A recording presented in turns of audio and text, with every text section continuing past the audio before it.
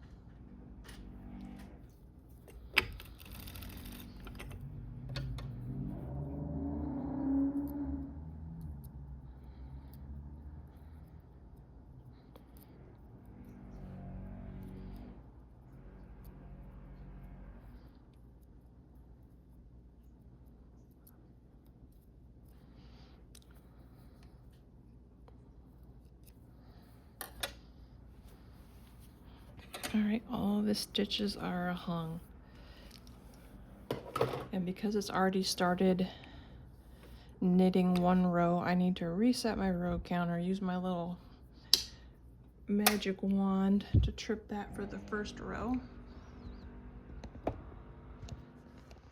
And I am going to knit 35 rows on my row counter, which would equal in dual feed 70 rows.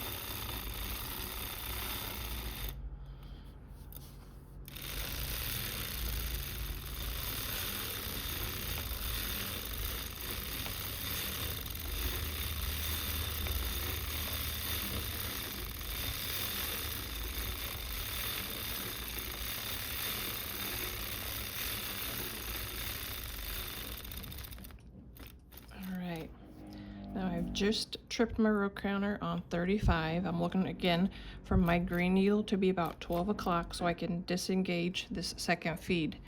We want to raise the green needle and the needles to the right of it. I'm going to slowly crank around with my other hand. And then you can see once these needle butts are above on this side, we're going to start lowering the cam starting in the back to the front. So the butts are over the cam on here. The first one. I'm going to tighten this up a little bit. And the last one. So now this is totally disengaged. I'm going to cut the yarn, toss the tail in there, double check those latches are open. Lower down about halfway.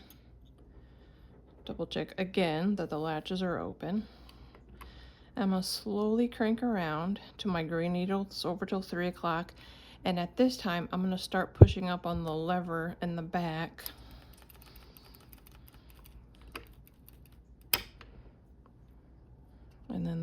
front. And now you can see the handle is in neutral. Let me zoom out a little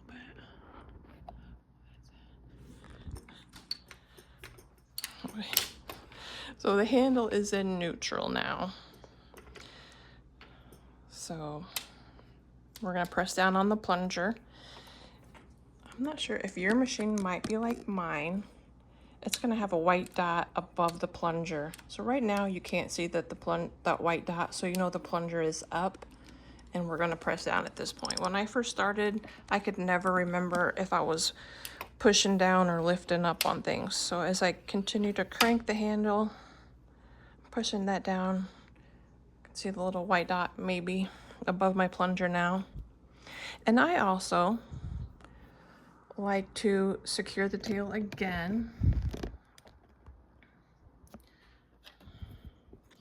So it's totally optional, but I do an E-wrap with that tail around, I don't know, 2 or 3 needles. I'm gonna go real slow. And now I need to start raising the back so I can do my heel. The blue and the green needle are considered the front half. So, and I only do a 2 deep heel on my crew socks. So I'm leaving 2 needles down past the halfway point.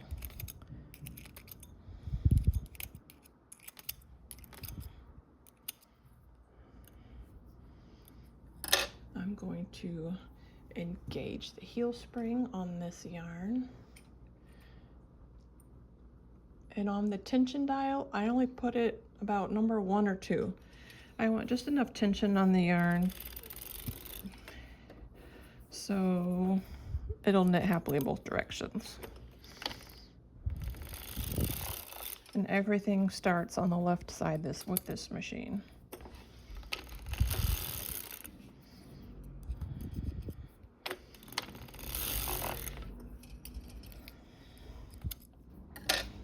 I also am not good about placing the V-hook. So I use my heel forks that I got with my Erlbacher Speedster. I just like it better. Personal preference.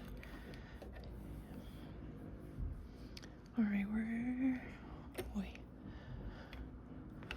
oops. So also another thing, when I first started, I was like, wait, was I coming or going? Which side have I lifted and lowered? So I'm looking on this side, my blue needle is down, everything behind it is raised. Over here, I still have my green needle down and the one behind it lowered.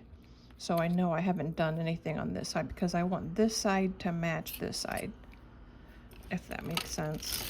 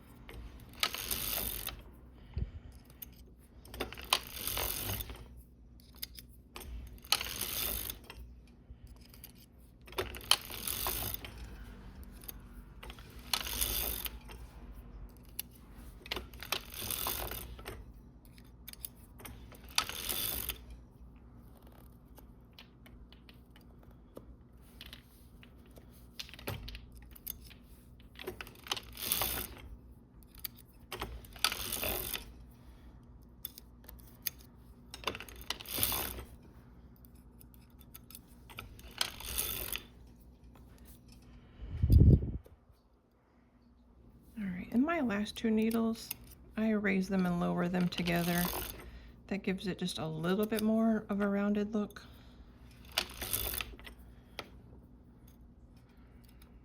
You don't have the sharp corner at the heel and toe.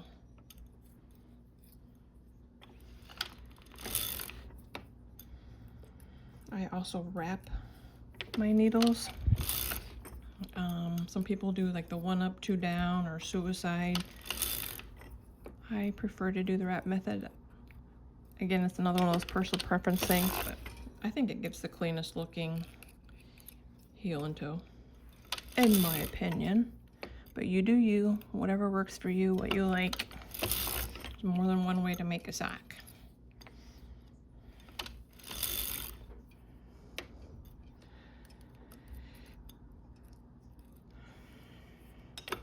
I always raise them just a little bit too. Swiping those latches all the time. All right.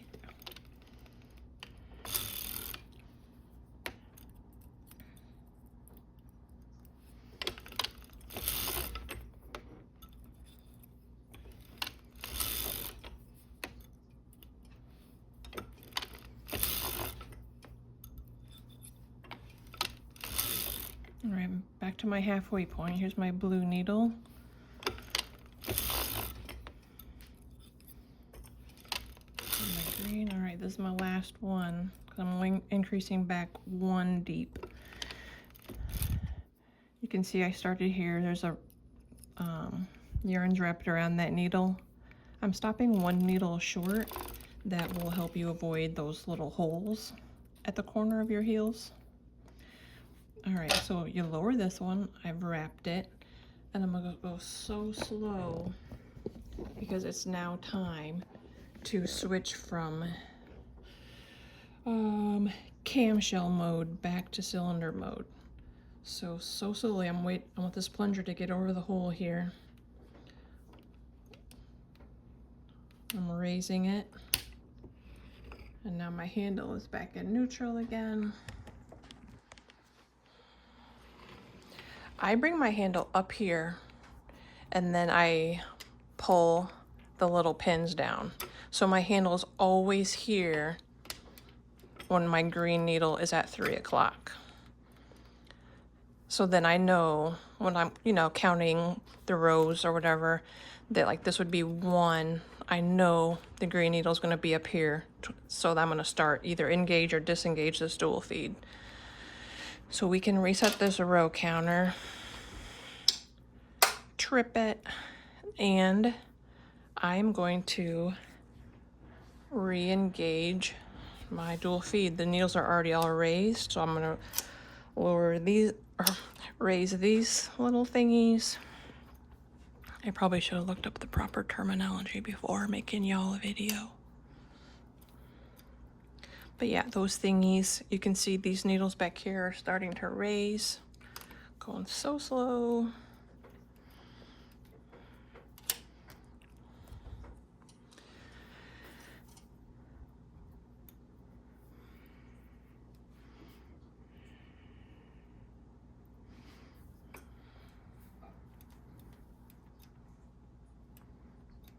Putting these needles back down, making sure all the latches are open. Those needles are grabbing that new yarn.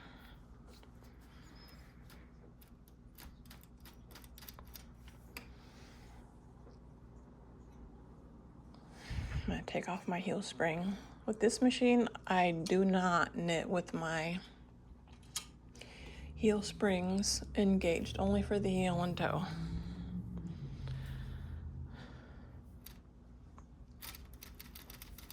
So just like the other times, I'm going to take this tail and wrap it around a couple needles just to secure it a little more.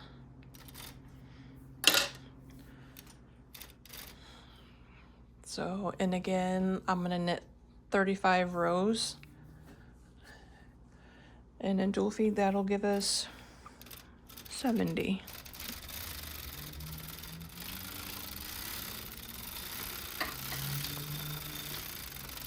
Because I got the heel forks from my other machine, they can get like swinging and crashing into stuff, so I just kind of keep my hand down there.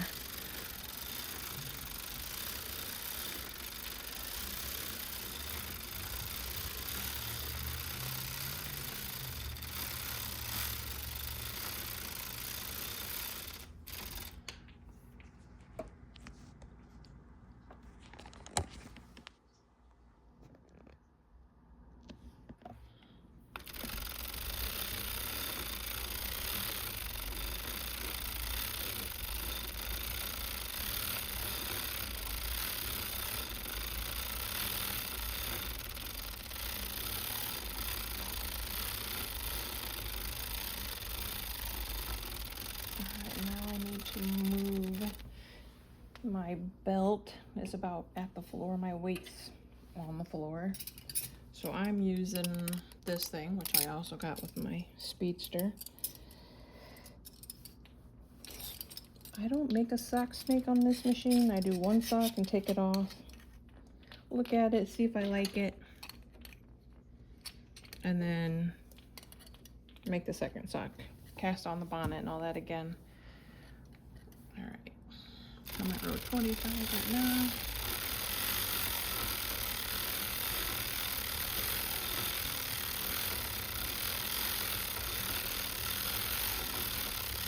That's 33, 34,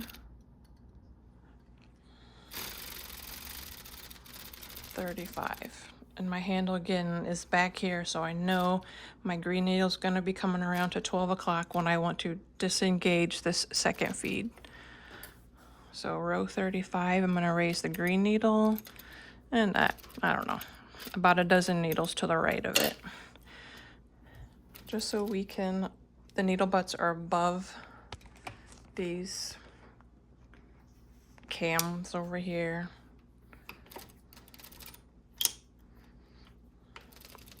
Listen, no judgment if I'm saying these things wrong. You know I'm talking about.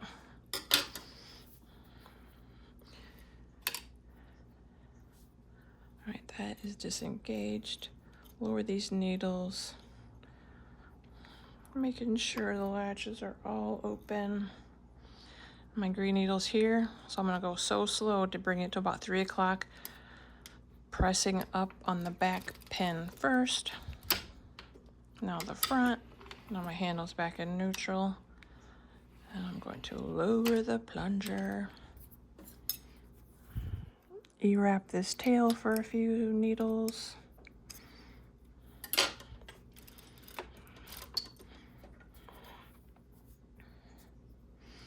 And now we're ready to do the toe.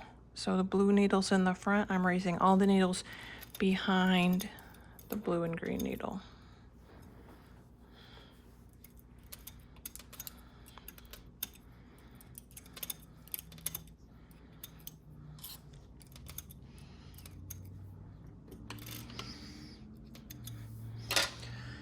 Put on my heel spring.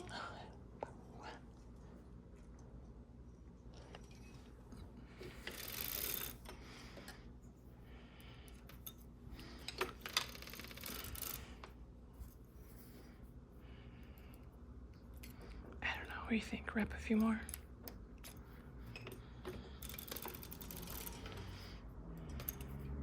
And then let's snip that tail to about an inch.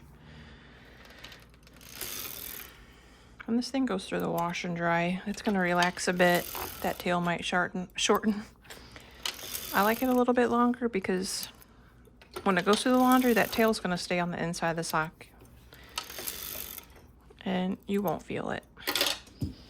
Raise up my forks.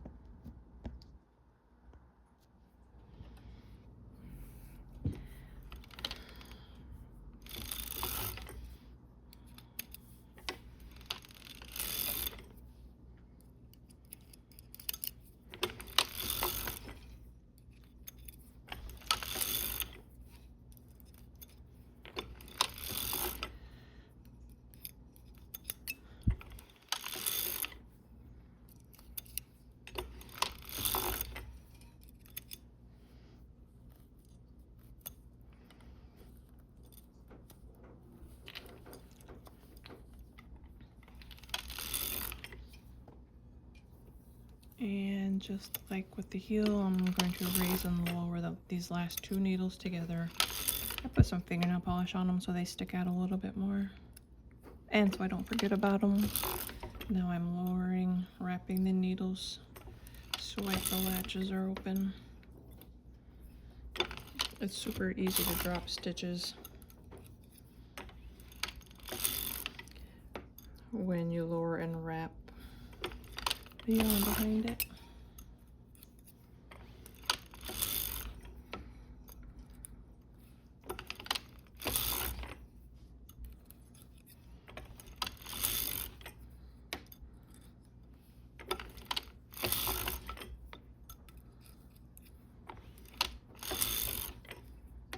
I've had this machine for almost a year.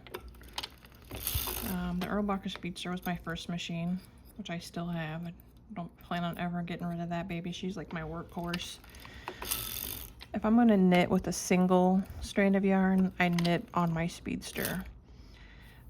I use this machine exclusively for the dual feed feature. I love it. And then I have two antique machines, which are also super cool, and they knit and rib still amazing, over 100 years old. So it's like before I got this machine, I already knew the mechanics of making a sock on a machine. It was just getting used to how to make one on this. All right, so I'm stopping at 6 o'clock, and I'm going to begin lowering all these back needles.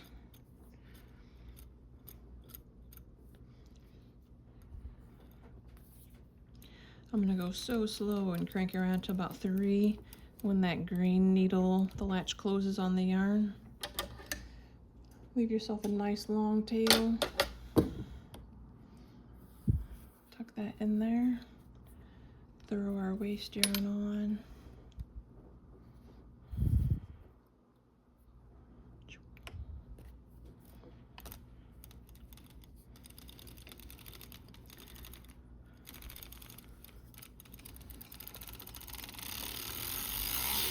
Might knit about 10 or 12 rows of waste yarn.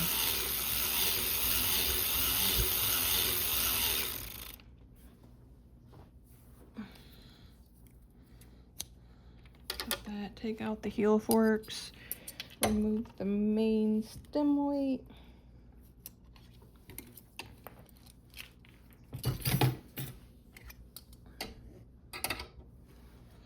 I'll just pull it down with my hands in there. And then this moment of truth, what's it look like? Cover this up. I don't hook anything, but here is the sock. Can't really see the dual feed because it looks like two colors of blue ran together there. But then there's our heel. This is what wrapping the needles on your heel and toe looks like. I think it looks amazing. So there we go. Now I'll just Kitchener stitch that toe closed and that's it. But yep, I love it. Second sock will not look the same. If it does, you're lucky. Because I used one cone of yarn to make the heel and toe, different colors are going to run together for the second sock.